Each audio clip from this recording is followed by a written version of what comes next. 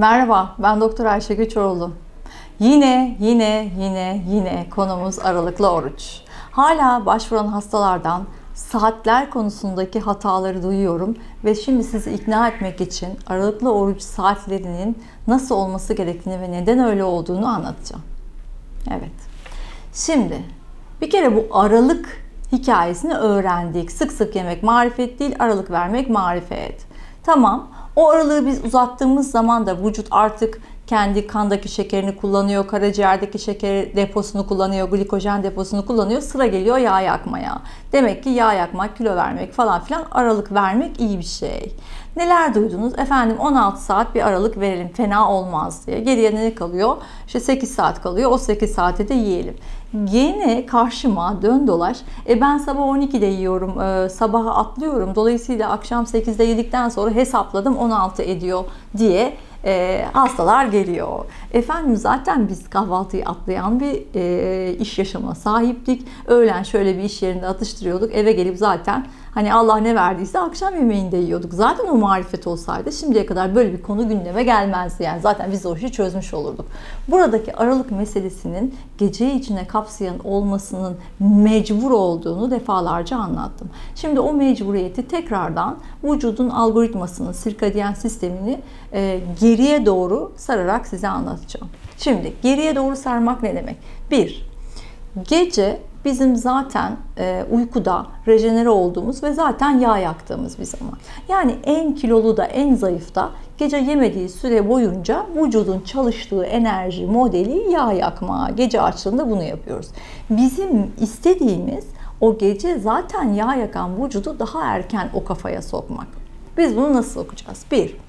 Şimdi bu hikaye 11'deki uyku hormonu melatonin pikiyle başlıyor. O saatte biz yatarsak tam melatoninimizin yüksek olduğu saatte ve yatakta oluyoruz. Ve melatoninle beraber zaten insülin rezistansı hikayemiz azalıyor. İyi bir uyku insülin rezistansını azaltır.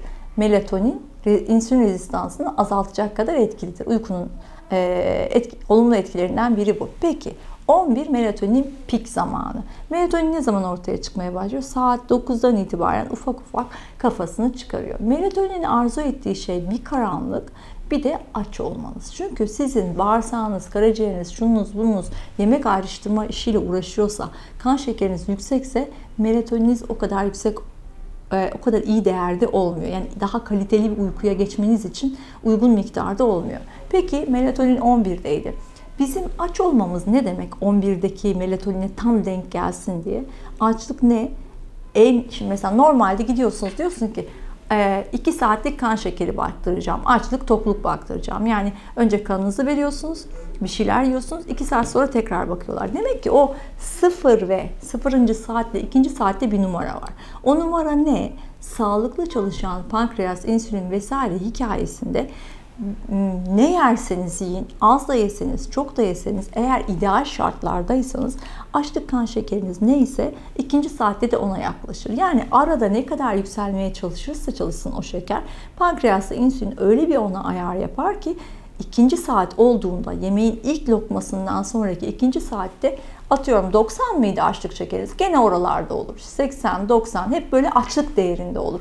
Bu idealidir. O yüzden bakarlar 2. saatte de sen düşürmüşsün diye. Buradan ne anladık? Demek ki kana, yani ağzımıza koyduğumuz bir lokmanın kandan çekilmesi için 2 saate ihtiyaç var. 11'den 2 saat geri geldiğinde ne oluyor? 19 oluyor. Peki 9'da en son yesek ne olur? Orada 2 saat var. Ama bizim kanımızdaki şekeri düzelttikten sonra bir de bizim karaciğerde glikojen dediğimiz şeker depomuz var. O da aslında birkaç saat bize yardım edebilecek ve acil durumda kullanılacak olan bir depo. Onun da boşalması lazım yağlarınızı yakabilmeniz için. Onun da birkaç saate ihtiyacı var. Yani bu saat 5'te yeme hikayesi o yüzden. 5'te en son lokmamı ağzıma koydum, dişlerimi fırçaladım. 2 saat koydum, 7. Kan şekerim 5'te yemeye başlamadığım değerle aynı oldu. İkisi de açlık değerinde. 7'den sonra da 11'e kadar verdiğim o 4 saatlik arada karaciğerimdeki depo şekerden de kurtuldum. 11'de melatonin pik yaptı. Hem de o sıraya kadar işte midem, bağırsağım çalışma işini bitirdiği için artık daha iyi çalışıyor. 11'de karaciğerdeki depomda, kandaki şekerim de düzenlenmiş bir şekilde yatağa gittiğimde direkt melatoninin de uykunun da gücüyle artık yağ yakıyorum. Yani hikaye bundan ibaret. Ama siz akşamlara bir şeyler koyuyorsanız her zaman için o saat kayıyor. Ama o saatin kayması sizin gece 1'de yattığınız, hani o saate kadar ona göre yedim gene çalışmıyor. Çünkü 11 herkes için melatoninin pik yaptığı bir saat. Ya da mesela bu sirkadiyen sistem o kadar çok artık literatürde çıktı ki size diyor ki bak, pankreasın insülinin şekere verdiği cevap gün içinde değişiyor diyor. Aynı menüyü sabah kahvaltıdan önce kan şekerine baktırdın, aynı menüyü yedin, 2 saat sonra tekrar baktırdın. İkisi de birbirlerine uygun. Ama o menüyü sen akşama koyuyorsun. 7'de kan şekerine baktın, normal değer. Yemeğini yedin, 9'da bakıyorsun yukarıda kalıyor. Yani insülin onu zaten aşağı çekmekte bile becerikli olamıyor. Her gün biz gündüz daha insülin duyarlıyken gece insülin duyarsız oluyoruz.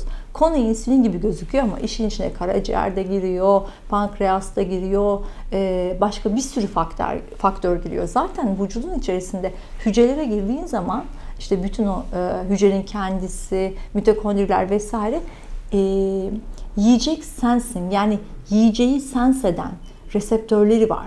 Diyor ki benim vücudumun nutrition sensing deniyor ona. Benim vücudumun gövdeye gelmiş enerjiyi doğru algıladığım zamanlar var. Gündüz verdiğiniz yiyeceklerin miktarını da neredeyse türünü bile doğru algılıyor. Ama gece olduğunda o sens etme işi, onları anlayabilme işi, nutrition sensing bozuluyor. Ve siz az yeseniz bile çok yemişsiniz gibi sinyal alıyor.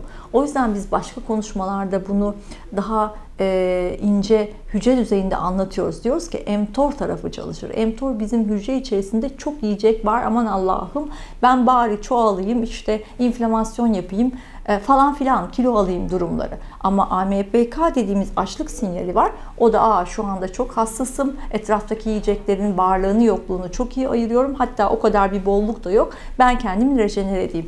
Bu taraftan da ikna edilebilir, öbür taraftan da ikna edilebilir. Ama siz 16 saati akşamın 7'sinde 8'inde kaçsa o saatte yiyip kahvaltıya atlayarak öğlen mi yedim dediğinizde bütün bu sensing hikayelerini, yiyecek sens etme sistemini bozmuş oluyorsunuz.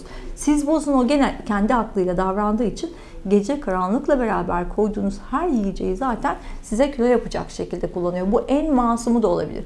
Siz bir avuç cevizi gece yediğinizde o göbeğinizin, karaciğerinizin yağı olur, dünyanın en iyi yiyeceklerinden biri. Ama alın bir avuç değil 3 avucu sabaha koyun. Çok kaloriliymiş gözükse bile o sizin göbek veya iç organ yağınız olmaz. Çünkü vücut onu o zaman halletmeye müsait. Lütfen aklınıza her zaman bizim binlerce yıl önceki yaşam şeklimizi ve genlerimizin hayatta kalmaya nasıl ayarlandığını anlayın. Işık vardı, yiyecek vardı, yiyeceği yiyebiliyorduk. Karanlık vardı, mağaradaydık, yiyecek bulamıyorduk ve uzun bir açlıkla bekliyorduk. Bağırsak da o kadar dinlenmeye, karaciğer de o kadar dinlenmeye, pankreas da o kadar dinlenmeye, beğenmediğiniz pankreasın insülin salan beta hücreleri de o kadar dinlenmeye ayarlı.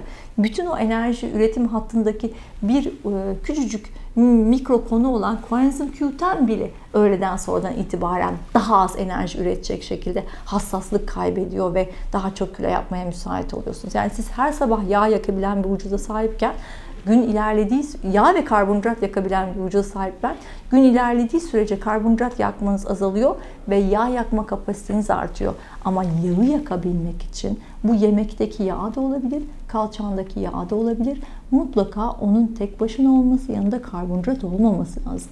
Yani sizin az yedim ben dediğiniz geç saatte yenmiş karbonhidratlı bir yemek, sağlıklı gibi bile olsa, dediğim gibi kuru yemişler gibi sağlıklı şeyler bile olsa, bu hücrelerin yiyecek sens etme, nutrition sensing ayarını bozduğu için, saati bildiği için, GPS'i var vücudun çünkü gece olduğunu, her zaman o size sanki çok kaloriliymiş gibi kalça ve göbek bölgesinde yağ olarak depolanacaktır. O yüzden eğer aralıklı oruç söz konusuysa aralığın gündüzden çalınarak verilmesi gerekir. Yani aç kalarak gündüz değil, öğleden sonradan itibaren maksimum 5 ama 4'te verirseniz daha iyi, 3'te verirseniz daha iyi kilo verirsiniz. Yani ışığın azaldığı her saatte, özellikle şimdi kışın daha az ve daha erken, yani daha erken kesmeniz gerekiyor yemenizi. Daha az yemeniz gerekmiyor. O aralığın dışındaki gündüz periyoduna daha bonkör yiyecekler koyabilirsiniz. Ama sabah atladığınızda, sabah kalktınız, zaten vücudun bir kortizol piki var. Zaten kortizol aslında bir tık şekeri yükseltiyor gibi bir şey. Kimisi diyor ki o saatte yersem zaten kortizolden şekerim yüksek, iyi bir şey değil. Ama nutrition sensing, yiyecekleri sense eden sistem yeni yiyeceğin gelmediğini gördüğünde kortizolü daha da arttıracak. Ve siz aslında sabah aç kaldığınızda haybeden ekstra kortizolle ya da vücuda yarattığınız o yiyecek yok, nutrition yok, sense edemiyorum hikayesiyle aslında günün devamında sizi depolamaya sevk etmiş olacak. Yani madem aç kalıyorsunuz, madem 16 saati becerebiliyorsunuz, o zaman onu lütfen akşamı içine alan, akşam 17'den sonrayı içine alan bir açlık olarak yapın ki iyi bir hormon, uyku hormonunun yağ yakma etkisi, zaten gece uykuda yağ yakan vücudunuza destek olmak ve onun öncesindeki saatlerin mantığı da hem kandaki şekerden hem karaciğerdeki şekerden kurtulup tam olarak yağ yakma, yani kalçanızdaki, göbeğinizdeki yağ yakma moduna geçmesine vücudunuzun izin vermesidir. Bunun karşısına çıkacak başka bir tıbbi bilgi yok yani. Dönecek, dolaşacak ve bu durum böyle olacak. Hatta şu anda siz 5'te en son yiyebildiğiniz için sevinin. Çünkü bunun devamında time restricted diet, zamanı çok daraltılmış diyetler konuşulacak. Onda şu anda gene gündüz ve geceyi karıştırıyor literatürler ama onu da daraltıp yani penceresi daraltılmış, zamanı daraltılmış yemek hikayesi böyle güneşin tepede olduğu öğlen saatlerine, sabaha ve öğlen saatlerine kaydırılacak ve geri kalan zaman yiyeceksiz olarak geçecek. Yani bundan sonra duyacağınız bütün bu aralıklı yemeler, ifler, aralıklı oruçlar falan dönecek, dolaşacak. Sirkadiyen sistemle, biyoritimle uyması lazım. İnsan gövdesi gece bunları bunlarla baş etmeye müsait değil. Çünkü her hücrede hem zamanı sense eden ayarlar var, hem yiyeceği sense eden ayarlar var. O yüzden o sinyali yanlış saatte göndermemeniz lazım. Binlerce yıldır o şekilde ayarlandı. Yani bizim 5'te kesmemizin sebebi aslında 11'den geriye doğru geldiğimiz bir süreç. Yani hem 0 ve 2 kan şekerinin, yediğinin çıkması, hem sonra da karaciğerdeki depo yiyeceğin, glikojenin yani depo glikozun çıkması. Bu ikisinden kurtulduktan sonra sıra yağlara geliyor. Onun için yattığınız yerden uykuda zayıflayabilmek için, üstelik de aç kalmanın marifetini kat ve kat görebilmek için erken öğleden sonra da yemeği kesmenizi tavsiye ederim. Zaten siz kendiniz bakın. Diyelim ki akşam 7'de yiyordunuz da 16 saat ara verdiniz. Ertesi gün 11-12'de yiyorsunuz. Verdiğiniz kilo gram olurken siz hemen birkaç gün değiştirin ve en son yemeğinizi 5'te kesip ertesi sabah kahvaltı ederek güne başladığınızda gece başına böyle 300 gram, 400 gram, yarım kilo kadar akşamdan sabaha zayıfladığınızı göreceksiniz. Çünkü vücut öyle çalışıyor. O giden yağlar zaten vücudunuzun istemediğiniz, işte kilonuz varsa kilo, iç organ yağlarınız varsa iç organ yağlarınız. İnatlaşmayın vücudun biyoritmiyle. O yüzden de nerede duyarsanız duyun, nerede okursanız okuyun, aralıklı oruç ya da if ya da ne denirse densin, bunun mutlaka biyoritme uygun sirkadiyen intermittent fasting olması gerekiyor. Önünde ve sonunda bütün dünya karar verecek ki öğleden sonradan itibaren yemek ömrü uzatmaz, ömrü kısaltır. Dolayısıyla eğer bundan sonra yapmak istiyorsanız, ziyadesiyle de yaptığınızdan hem sağlık kazanmak hem kilo kaybı yaşamak istiyorsanız lütfen saat 5'te en son yemeği kesin. Dediğim gibi 5 şu anda sizin için bonus sayılır. Yakında onu 4'e, 3'e, 2'ye falan çekecekler. Söylemesi benden. Beğenir, paylaşırsanız sevinirim.